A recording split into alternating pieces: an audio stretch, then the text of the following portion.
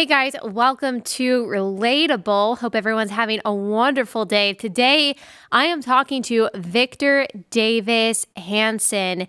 You guys know him. We had him on the podcast last year, which ended up being an extremely popular episode because the guy is brilliant. He is so interesting. He seems to know everything about everything. And so my ability to kind of hone in on just one subject or a few subjects to talk to him about in a matter of 30 minutes is limited. But I try today. We're going to talk about his new book, The Dying Citizen.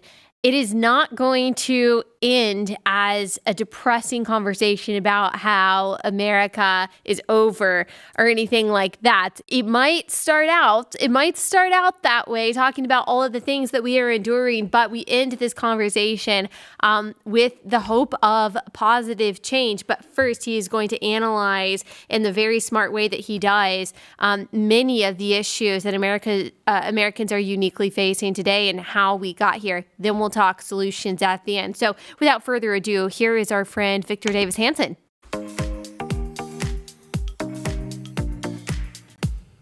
Okay, thank you so much for joining us again. You recently wrote The Dying Citizen. Can you tell us why you wrote the book? Well, I wrote it mostly in 2019 and 2020, right before the outbreak of the virus, and then I tried to update the bad year 2020 and 21 in an epilogue, an update at the end. But so whatever was going on now that is depressing I tried to cite things that were the precursors of the mess we see today, and they were open borders, tribalism, or the return of identity politics, wokeness, and the decline of the middle class. So these were organic forces I felt that were undermining citizens and reminding us how fragile citizenship was. And most people throughout history across time and space had been, subjects or slaves or just residents without particular rights and control of their own elected officials, if they had any. And then I also, in the second half of the book, called it the postmodern assault on citizenship. And those were people who were political activists, legal scholars, academics, who wanted to change the system. And one chapter is on the unelected. These are the 2 million people in the federal government, but specifically the hierarchy in Washington and the DOJ, IRS, FBI, CIA, Pentagon, who exercise, I guess we would say judicial, executive, and legislative power all in one person. And then I had final 2 chapters, one on what I call the evolutionaries. These are people who don't believe human nature is static, that it's fluid, it's mobile, it can be improved if you give government enough power, and they want to change the system because it hasn't given them the results they wanted. And whether it's the Electoral College or the filibuster or the 9-person Supreme Court or the 50-state union, they want to change the system according to their own ideas, even though a lot of these traditions and customs and even constitutional law have 180, 233 years precedence, traditions. And then finally, the globalists. These are mostly bi-coastal elites that really profited with trade on a global scale in the 21st century, both with the EU on the East Coast mostly and with Asia on the West Coast. And they believe that they're citizens of the world, that harmony of the economy on a global scale means we can have political centralization, the Davos elite or the UN or whatever the particular transnational organization we talk about. It should have precedence over the American voter, especially those voters in the heartland that sort of missed out, the elite felt, on globalization due to their own culpability. Right. That's the book. Right. Well, thank you so much. And I'm interested to know, you started this in 2019. You said that you've tried to update it. Do you think all the problems that you just listed got worse in 2020 and in 2021, or do you think that they just kind of became more pronounced? Certainly what you just said, that last part about the global elites really thinking that we can have this, everyone becomes a global citizen. No one really cares about nationalistic pride, and certainly nationalism they see as an affront to their ideology and their goals. That, I think, has become more pronounced over the past couple of years. A lot of regular people have maybe opened up their eyes when they hear language like the Great Reset and things like that. But from your perspective, have you seen some of these issues worsen over the past couple of years? Yeah, the way I would look at it, if I could use a simile, is that I think we had been implanting improvised explosive devices in our society for years. And by that, I mean the open border was an old issue. And so was the declining economic and political power of the middle class. And so was identity politics. It was increasing. People were identifying by their tribe as essential to who they were rather than incidental. And the other things I mentioned, like the growth of the unelected or the attempt to change constitution. But what happened in 2020-21 is we had a blasting caps that set these things off. And maybe we would have survived one or two of them, like maybe COVID and maybe the lockdown, the first in our history, a national lockdown that put people inside their homes, dependent on their computers for news or their televisions, which wasn't unbiased. And maybe we could have survived the first artificially induced recession and huge drop in GDP and unemployment because of that lockdown. Maybe we could have survived the George Floyd, post-George Floyd death, rioting. But I don't know. But when you added on to that, it was an election year and the hatred of Donald Trump and legitimate concerns that certain state legislatures' rules about voting were overturned. And then you add that 102 million people voted absentee. You add that to those straws to the camel's back, and it just collapsed. And so we weren't as resilient as we had been to withstand these pressures. But on the other hand, we've never had such a perfect storm of pressures before. So it's hard to know cause and effect. But I do think something about the election year, something about the hatred and the bias of the media toward Trump, and then something about the way in which we voted made the COVID and George Floyd problems just overwhelm the system that was weakening anyway.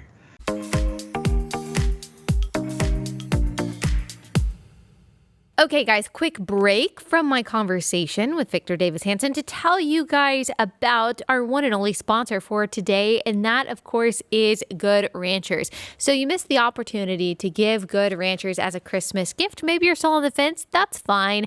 Now is the opportunity to give the gift of Good Ranchers to yourself or someone you love for their New Year's resolution. Maybe they've got a resolution to cook more at home or to eat healthier meals.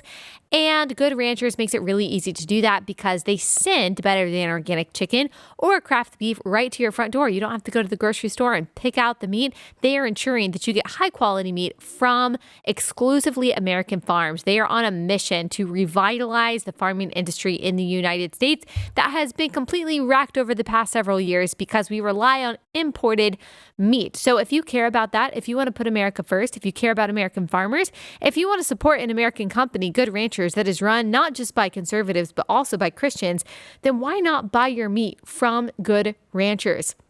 All you got to do is go to goodranchers.com/Allie. When you do, you save $20. You also get free express shipping. You can also subscribe, get that box of meat every month to your front door. It really does save you time. We use Good Ranchers almost every night and we love it.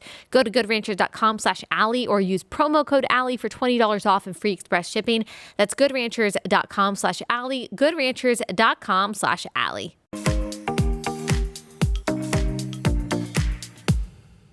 Do you think that it's accurate to describe the current Democratic Party or just progressives in general as anti-citizen, anti-citizenship, or certainly national citizen? And if so, how do you think that plays out in some of the policies that they put forth? Yeah. Well, I think that when I say citizen, what distinguishes the citizen from a resident? And there was always about 6 or 7 unique privileges and responsibilities that the citizen took on. One was, of course, He served in the military. She served in the military. Another was they were uniquely eligible for federal support. Another was they alone, in the modern era, voted in elections. They alone held office. They alone could go to and from their own country without asking permission. They had passports. But if you look, and they could hold office, as I said, but if you look at that, I can't think of a single privilege that's left other than holding office. Now we hear that illegal aliens, they've been doing it in California for years, are going to vote in municipal and state elections.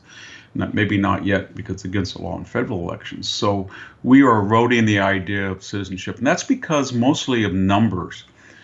When you look at what Bill or Hillary Clinton said at the 1996 Democratic Convention during his re-election nomination, it was tougher than anything Donald Trump said about borders.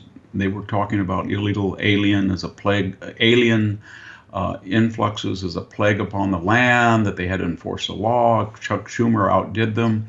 But when you have 25 million maybe people here illegally residing, or 2 million people are scheduled to come across in the 12 months of Joe Biden's first year in the presidency, or you have 50 million people who were not born in the United States, legal residents and illegal, or in California, 27% of the population was not born in the United States, then these policies reflect that. In a democracy, they reflect that constituency. And so the Democratic Party says, with open borders, it's a long-term investment. People come across, they have small children, they get amnesties, or they vote in local elections, or they become naturalized. They're wards of the state when they arrive. They feel indebted. They have fealty to us. It's a good investment. We flipped California from red to blue. There'll never be a Reagan. There'll never be a Pete Wilson. There'll never be a George Mason. There'll never be a Arnold Schwarzenegger governor again. That's the model, and they flipped Nevada, New Mexico, maybe Arizona and Texas, surely Colorado, maybe Georgia. So in their view, open borders are deliberate, and they feel it's a long-term strategy to change the system. If they can't change the laws, then they can change the demography, and they're very open about it. I don't think there's any effort to hide what they're doing. But they do. They will argue, for example, they always go after Tucker Carlson for spreading some kind of conspiracy theory that they think is, or that they call white nationalist.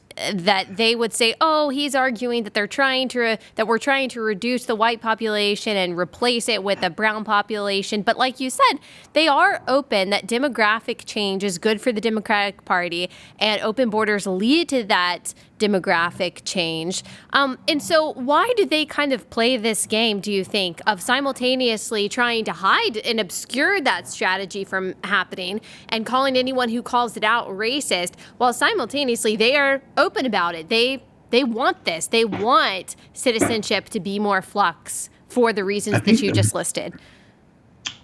Well, we should remember people like Joy Reid celebrate any statistic that shows the so-called white population is declining proportionally. So I think they're happy about it. But you're right, some of them try to be disingenuous about it. And that's because when you look at the polls and you ask, in any poll, left or right or international Pew poll, any poll, and you ask Americans, do you support illegal immigration and open borders? 65% say no. I think it's 68% oppose Joe Biden's policies. And remember, these are not just so-called white citizens. African Americans, Mexican Americans overwhelmingly object to open borders. Now, why would that be? Because the Mexican American diaspora is starting to follow 19th century Italians who were poor Catholic from Southern Europe, faced discrimination, voted entirely Democratic, and then guess what? As they became more prosperous, assimilated, intermarried, integrated, they became politically hard to gauge. We're starting to see that right now along towns in Texas, and we're starting to see it here in California in the San Joaquin Valley. And so they're very worried that if they say we want more people to come in and we like these open borders, then there's no public support for it. So what they do is, to their own base on CNN or MSNBC or in conventions or in literature, yes, they say we have to have open borders, and they're even candid about why. But when they get out in the public domain for a larger audience, they like to say, that that they are. If Secretary Mayorkas says the border is just as secure as it ever was, and you know, they lie about it, Right. and that's just part. But they do that on almost everything now, whether it's inflation, or they either ridicule the voter and say, "Oh, worries about inflation are just for high class people," Yeah. or if you talk about disruptions in the supply chain, they say, "Oh, you didn't get your treadmill, ha ha," Yeah. as if it's an elite thing. Right. Or oil, when you say can't we pump the 2 million barrels we lost under Biden's direct? Oh, that's hilarious. So they ridicule people, or they lie, or they do both. Yeah. Because they're not affected by it. They're not affected by these policies that they put in place. It's the same thing with defunding the police or eliminating single-family housing zones. The people that are most affected by those policies are not the people putting the policies in place. They are affected. They're mostly affecting working class and poor people. It's also like Representative Cori Bush from Missouri, when she was asked about the hypocrisy of her wanting to advocate for defunding the police, even while she spends, I think it was $200,000 or hundreds of thousands of dollars on personal security. She basically said, "Look, I'm different. I've got different threats. I am, a public figure," and so you do see that kind of belittlement, that open condescension from them when it comes to specifically, like you said, open border policy. My question would be, what changed? You talked about Bill Clinton and how strong they were, at least rhetorically, when it came to immigration policy. When did the Democratic Party realize, oh, well, if we're less strict on this border policy and we actually let more illegal people come in, then that politically benefits us? When did that shift happen, and why? I think there were two things. Short term, they looked at California, and they had said California is where the conservative moment really started with Reagan. And they looked at it, it had four very popular Republican governors. Maybe even Arnold Schwarzenegger could be included among them. But then they started to look in the 21st century. They said, when Jerry Brown got reelected, and there's no statewide officers in California, and the Latino vote is now 70% Democratic, and we have super majorities in both state legislatures. And at one point, there were only 7 out of 53 Republican House seats that were from California, and they said, we hit on something. This is a single-party state. And so therefore, we don't have to be as careful about opening borders, because we all on the Democratic left side realize what we did with California, because 42% of the demographic are now Latino in California. And then they did something even more importantly, and I think it's entirely underappreciated. I talk about in the book, is that they took this word diversity that was kind of an arcane academic word for people that were not white. That's what it really meant in the academic world where I had to work. But Barack Obama mainstreamed it, and he said, you know what, class doesn't matter anymore. You can be a victim as long as you're not white. So all of a sudden, the old binary of blacks at 12% and whites at 88, and maybe Latinos at 6 or 7, it just grew enormously. So all of a sudden, I noticed in the university that people who were very wealthy from the Punjab, or people who were very wealthy were immigrating from South Korea, or Native Americans that had entirely different issues. Everybody was now 33% victimized. And it had nothing to do with class. So the old Democratic Party that used to talk about class, didn't want to touch it. And they found that you could be a permanent victim. In the old days, as things got better, people got out of the middle class. And so they got to the upper middle class. But now the Democrats on the left were saying, it doesn't matter. You can be Oprah in your $90 million mansion talking to Meghan Markle and her $15 million mansion, both in Montecito, and they can trade stories how victimized. Or Michelle can walk out of her Martha Vineyard estate and say, I'm worried about my girls in a racist society. And so LeBron can, be a lackey and be a billionaire due to Chinese money and the oppression that goes on in China, and yet he can put on his Malcolm X glasses and look like he's reading, and he can start saying very racist things, attacking the police, but he's the victim. And so that was a very powerful change in the Democratic Party. Then finally, besides the end of class considerations, the Democratic Party, let's face it, it's the party of the very poor and the very wealthy, the subsidized poor. And when you look at any indication, congressional districts by income, zip codes by income, per capita income of registered Democrats, even with the poor included versus Republicans, it's radically flipped. The Republican Party is the party of the lower middle, the middle, and the upper middle class. And the Democratic Party is the very wealthy and the very poor. So the Democratic way of thinking is we really don't need that much public opinion anymore. All we need to do is use our vast financial resources to help change the system, and it will give the results in a way that we don't have to count on necessarily having issues that resonate with 51% of the people. And what do I mean by that? I'm talking whether it's George Soros and pouring money into what were once obscure district attorney campaigns in big cities. Nobody even thought that would happen, or secretly or quietly or under the radar changing the state voting laws in careful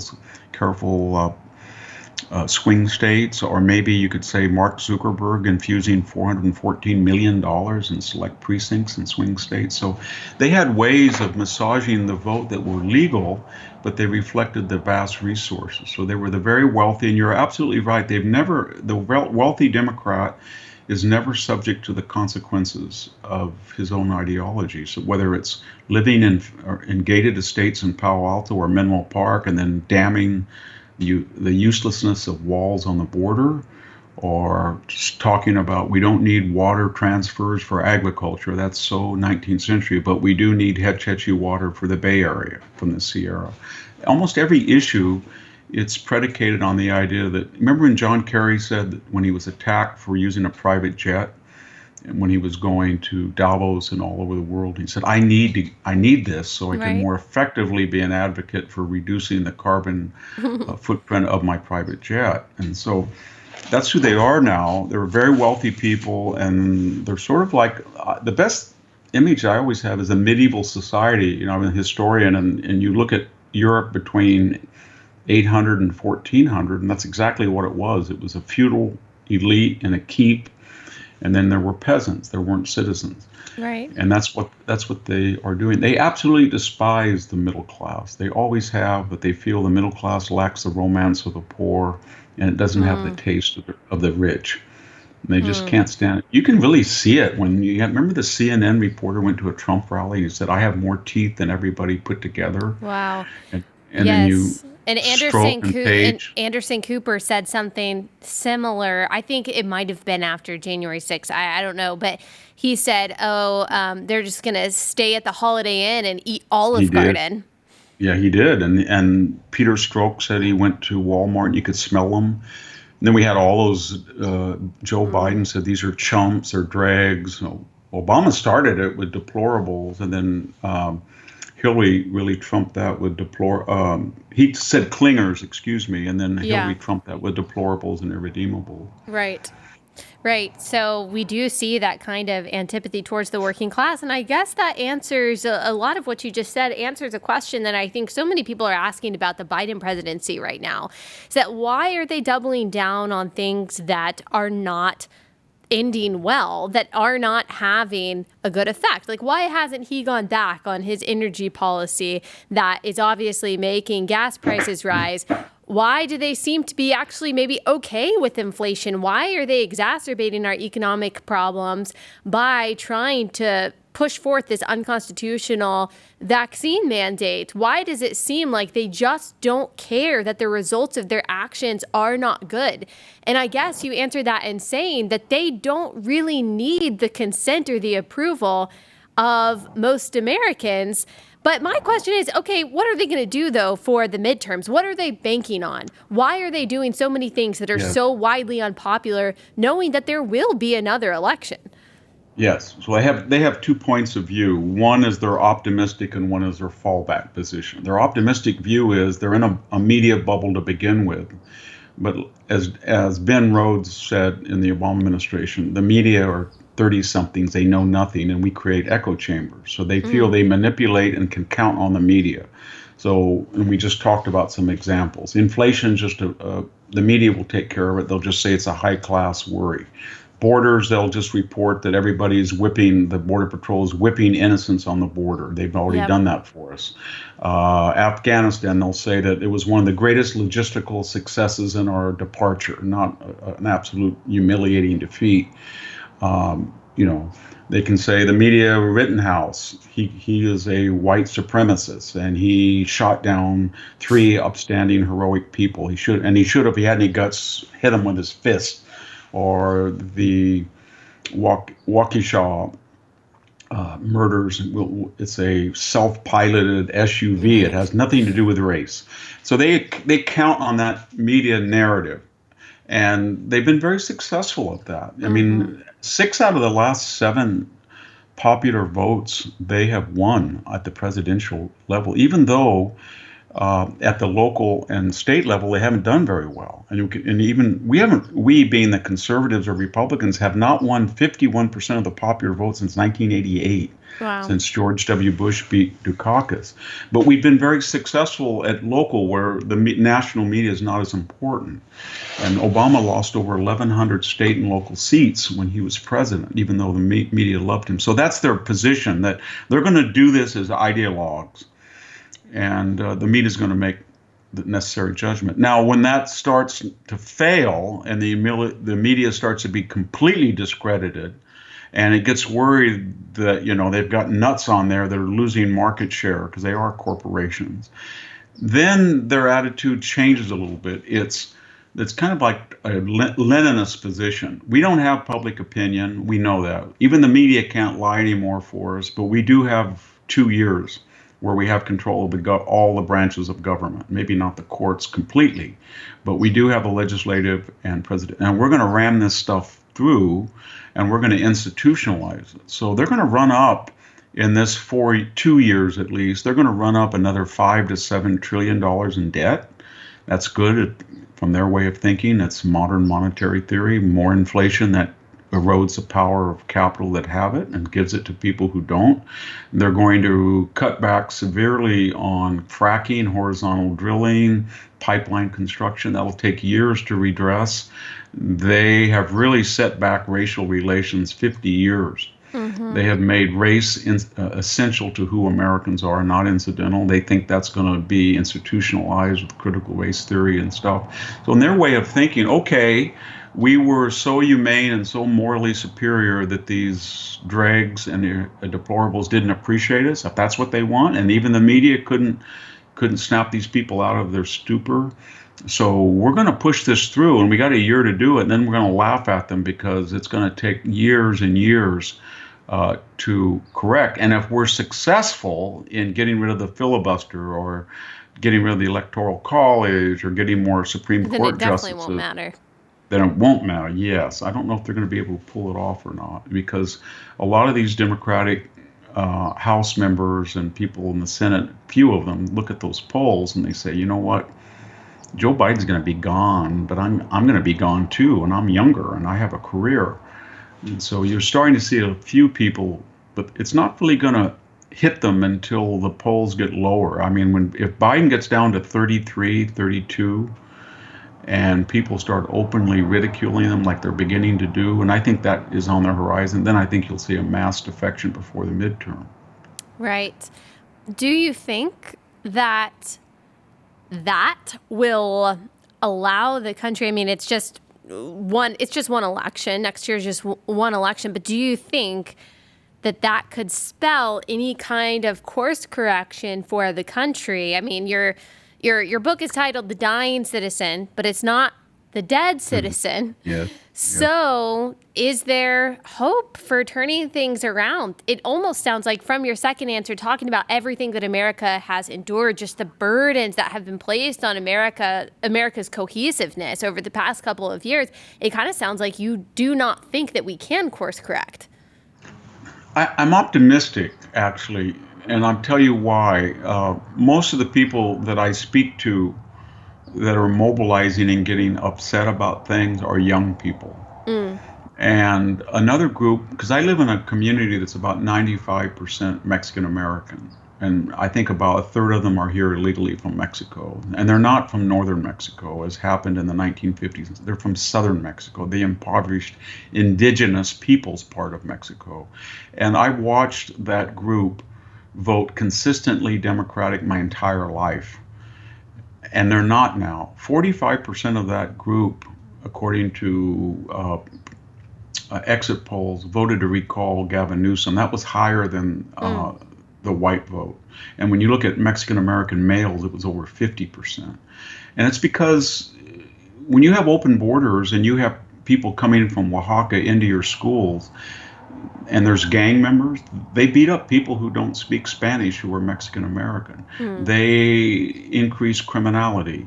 They don't follow the law. They burden local tax bases. So a lot of people say when you talk to them, I'm speaking as somebody who have Mexican American members of my own family, and why do people have to wait 2 hours in a dialysis clinic when somebody from Oaxaca just walks across the border, and then the line gets twice as long and there's not enough facilities to handle that? So these are real concerns. We saw it in Texas as well along the border. So I see groups that the Democrats count on as constituents, and they're getting very angry. The other group is, as you probably know, I think as I remember, you're a mom yourself, and is that younger moms in suburbanites, and I have a daughter probably about your age with 3 children, one of whom has special needs, is that while she is apolitical and has been apolitical, when she gets the school shut down and she sees the deterioration in her special needs daughter, or when she goes to a beach in California and somebody comes up to her from the left and screams at her that her 5-year-old who's severely disabled doesn't have a mask on and starts berating her, then, or she goes to the park and she sees needles and her child is worried about whether she's going to step on a needle, or the homeless people across the street set a fire and the wind blew toward her house. What I'm getting at is we're reaching the point of a kind of a systems collapse, and a lot of people who were either apolitical or just independent or voted Democratic because they were tired of Donald Trump's tweets, they're starting to say, you know what, this is crazy. I get on a plane and I don't know if I'm going to get to my destination.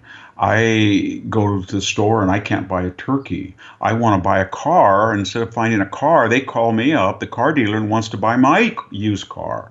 And I can't afford gasoline. And what's happened? It all happened in a year. So I think there's a lot of constituencies that the Republican Party never counted on that are looking toward the Republican Party. And I just hope that we don't go back to Romneyism, that the Republican Party says, well, we got to get Paul Ryan back here, because if they do that, that's suicidal. They need to be a populist, nationalist, conservative, culturally conservative party that appeals on class affinities to people that are not all white. And if they can do that, they're going to be even more conservative than they were under Romney or McCain or the Bushes. Absolutely. I could not agree with you more. And I would love to have you back to talk about that last part that you just talked about, what Republicans can do better. Because if Republicans haven't won the popular vote since 1988, yes, a lot of that has to do with the media. But, okay, that is what it is. And so what can Republicans do to appeal to a wider base that the Democrats may be losing? Yeah.